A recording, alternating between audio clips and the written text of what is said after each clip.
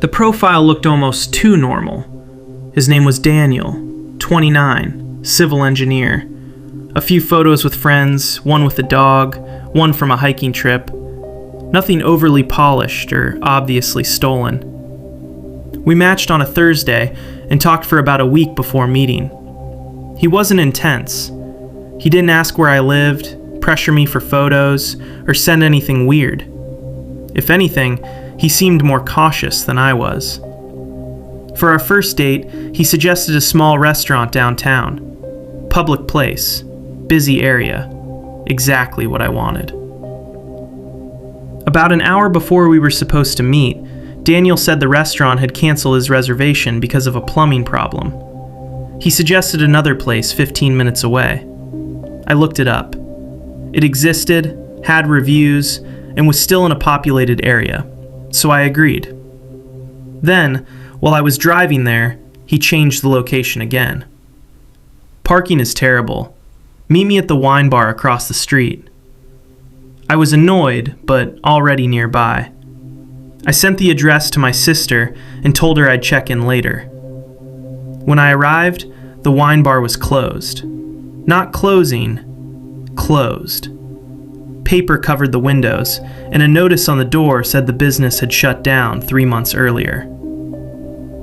I messaged Daniel. He replied immediately. Wrong side of the building. Come around back. That was when I decided to leave. There was no reason for a first date to involve an alley behind a closed business. I turned toward the street, and a man stepped out from between two parked cars. He looked enough like Daniel's pictures that I recognized him, but they were clearly old. He was heavier, his hair was different, and he looked at least 10 years older than the age on his profile. He smiled and raised both hands. Sorry, this place used to have a back entrance. I told him I wasn't comfortable and was going home. Instead of apologizing, he looked irritated. You drove all this way. I know. So come have one drink. No. I started walking toward my car. He followed, staying close enough to keep talking. He said I was overreacting. Said the real bar was around the corner. Said I had embarrassed him by making him wait outside. That bothered me because I had arrived exactly on time. When I reached my car, another man was leaning against the passenger side. I hadn't noticed him before. Daniel said, "This is my cousin. He's giving us a ride." I told him I had my own car. The cousin moved in front of the passenger door and looked through the window. "Nice car," he said. That was when I understood this was not a date. I took out my phone and called my sister. Daniel's expression changed immediately. He grabbed my wrist before the call connected and tried to pull the phone away. I screamed. Not words, just as loudly as I could. He twisted my wrist and shoved me into the car. My face hit the window, and my lips split against my teeth. The second man reached for the door handle. It was locked. That probably saved me. A couple came out of a nearby restaurant and looked over. Daniel let go. The other man stepped away from my car like he had nothing to do with it. I kept screaming and pressed the panic button on my key. The horn started blaring. Daniel called me a psycho, then both men walked quickly toward a black SUV at the end of the block. They didn't run. That somehow made it worse. They looked like two men leaving an argument, not strangers who had just tried to force their way into my car. The couple stayed with me while I called the police.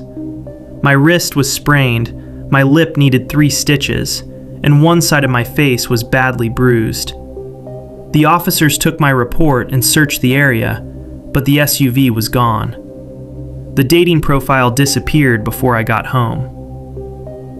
2 weeks later, a detective called. Another woman had reported something similar.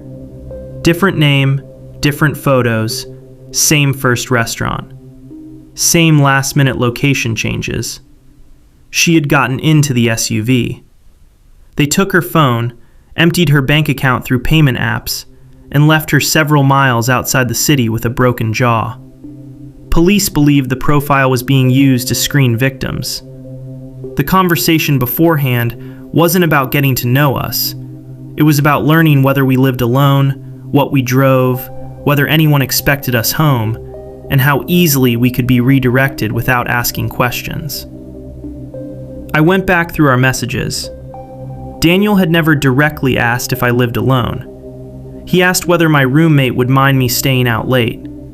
He never asked what I drove.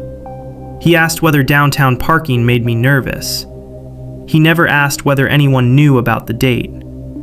He joked that first dates were better when friends didn't keep checking in. At the time, it all sounded natural. That was the point. He wasn't trying to seem dangerous.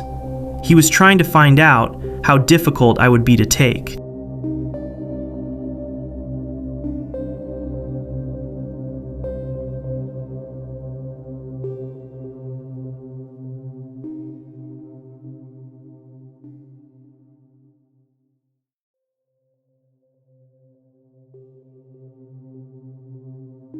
The first date with Natalie went well enough that I agreed to see her again 2 nights later.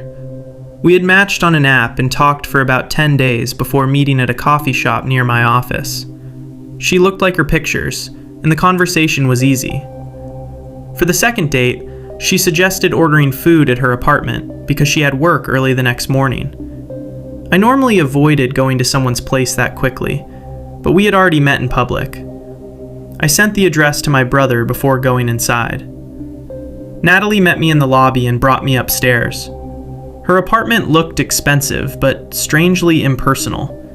New furniture, bare walls, nothing personal. I joked that it looked like a model unit. She said she had only recently moved in. We ordered food and opened a bottle of wine. Everything felt normal until she asked to borrow my phone. She said hers was charging and she wanted to check the delivery status. I unlocked it and handed it over. She stood near the kitchen counter for about 30 seconds, then returned it. A few minutes later, someone knocked on the front door. 3 hard knocks. Natalie's expression changed immediately. She told me not to move, checked the peephole, then turned back to me. "You need to go into the bathroom." I laughed because I thought she was joking. She wasn't. "My ex is outside." I stood up and told her I was leaving. She stepped in front of the door. "No, if he sees you, he'll lose it." Another knock came, harder this time, followed by a man's voice. "Natalie, open the door." She grabbed my arm and tried to pull me toward the hallway. I told her to let go. Then the front door opened.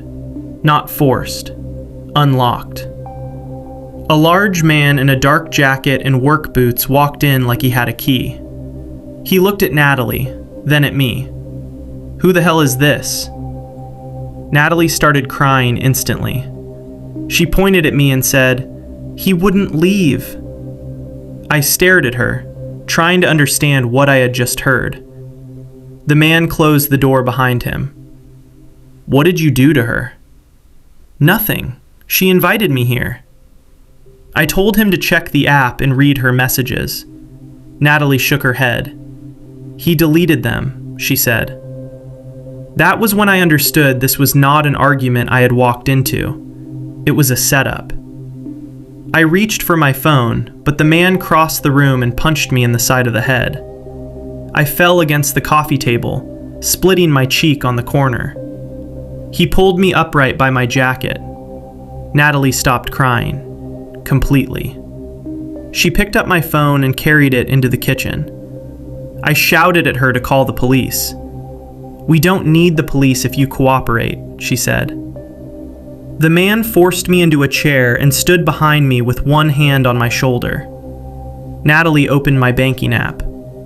Later, I realized that when she borrowed my phone to check the food, she had watched me enter my passcode and added her face to the recognition settings. She asked how much money was in my account. I refused to answer. The man hit me in the ribs, and I felt something pop. Natalie said they wanted $5,000 transferred immediately. If I cooperated, I could leave. If I refused, she would call the police and say I had assaulted her. Then she pointed out a small camera mounted on a shelf facing the living room. She said they already had footage of me inside her apartment, and footage of the man finding me there. All she needed to do was bruise herself and start screaming. I pretended to give in. I told her I needed to approve the transfer through another banking app. When she brought the phone closer, I grabbed her wrist and pulled her into the man. The chair tipped over, and I ran for the door.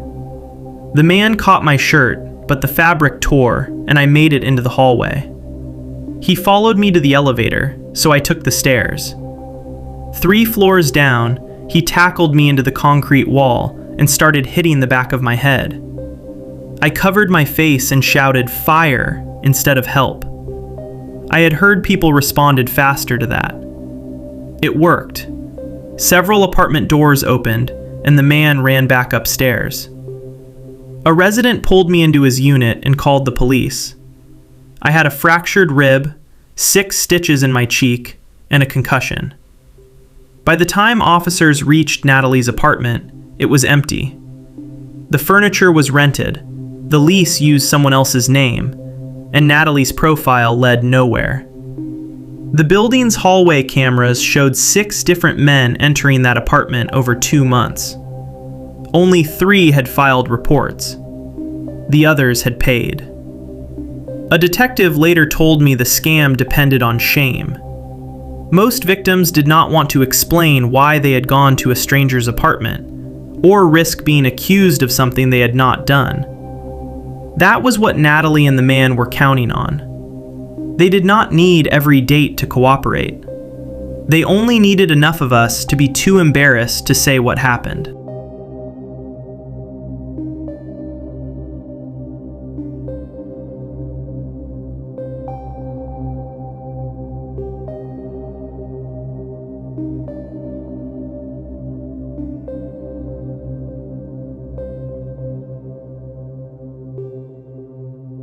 The first man showed up at my apartment on a Tuesday night carrying flowers. I had just changed into pajamas when someone knocked. Through the peephole, I saw a man around my age standing in the hallway with a bouquet wrapped in plastic. I assumed he had the wrong unit. When I opened the door with the chain still attached, he smiled and said, "Rachel?" "My name is Rachel." I asked who he was. He laughed like I was teasing him. "Ben, from the app." I had never seen him before. I told him he had the wrong person, but he pulled out his phone and showed me a dating profile. My photographs, my first name, my age, even the same stupid joke I had written in my actual bio. The conversation beneath it went back more than a week. Whoever was pretending to be me had invited him over and given him my full address, apartment number, and instructions for getting through the lobby. I told Ben the profile was fake. He looked embarrassed, apologized, and left. I reported the account that night and assumed that would be the end of it. It wasn't. 2 nights later, another man came. This one arrived after midnight. He didn't bring flowers. He knocked hard enough to wake my neighbor and kept calling my name through the door. When I told him I hadn't invited anyone over, he became angry. He said we had exchanged photographs. He said I had spent all evening telling him exactly what I wanted him to do when he arrived. I called building security, and he left before they reached my floor. The screenshots he sent afterward were worse than the first ones. The fake account knew things that weren't on my profile: where I worked, the name of my dog, the coffee shop I stopped at most mornings. One message even mentioned the small scar beneath my chin. That was when I thought about Marcus. I had met him through the same app 3 weeks earlier. We only went on one date, dinner, 1 drink afterward, then he walked me back to my building. I didn't invite him upstairs, but he stood with me in the lobby while I checked my mail. At some point, I left my phone on the table when I went to the restroom. Nothing happened that made the date memorable. He was polite, maybe a little intense, but not enough to scare me. When he asked to see me again, I told him I didn't feel a connection. He replied, "No problem, take care." That was the last message from his account. When I checked it again, the profile was gone. I went to the police after the second man came to my apartment. They took a report, but explained that unless they could identify whoever created the accounts, there wasn't much they could do immediately. I changed my dating profile photographs, removed my workplace, and asked my building to disable my old entry code. For 6 days, nothing happened. Then someone slid an envelope beneath my door. Inside were printed screenshots of my private dating app conversations. Not the fake accounts conversations. Mine. Messages I had sent before meeting Marcus. Conversations with other matches. Photographs that had never been posted publicly. Across the final page, someone had written, "Now you know what it feels like." I called the police again. While I waited, I checked the hallway camera through my building's security app. A man wearing a baseball cap had come onto my floor 10 minutes earlier. He kept his face turned away from the camera, but I recognized the jacket. Marcus had worn it on our date. Police searched the building but didn't find him. They did find that the lock on the service stairwell had been taped so it wouldn't close properly. I stayed with my sister after that. 3 nights later, my neighbor called and said someone was inside my apartment. He could hear furniture moving through the wall. The police arrived while the person was still there. Marcus tried to leave through the bedroom window and climb onto the fire escape. He slipped, fell 1 floor, and broke his ankle. Inside his backpack, police found a key to my apartment. I had never given him one. They later learned he had photographed my key while it sat on the table during our date and ordered a copy from a service that could reproduce keys from images. He also had my old phone backup. Apparently, while I was in the restroom, he had used my unlocked phone to access my email and reset the password to my cloud account. That was how he got my photographs, messages, and personal information. But the worst thing they found was a folder containing screenshots from the fake dating profiles. There were dozens of men. He had been inviting them to my apartment at different times, changing the conversations depending on what he thought would make each one show up. Some were promised a date. Others were told I wanted something rougher. Marcus later admitted he wasn't trying to impersonate me permanently. He wanted one of those men to hurt me. He believed that if enough strangers came to my door, eventually one of them would refuse to leave. The second man almost proved him right. Marcus went to prison, and I moved before the case was finished. I haven't used a dating app since. What scares me most isn't that I missed some obvious warning sign. There wasn't one. He didn't threaten me when I rejected him. He didn't argue. He didn't keep messaging. He simply said, "Take care." Then he stepped out of my life and began sending strangers into it.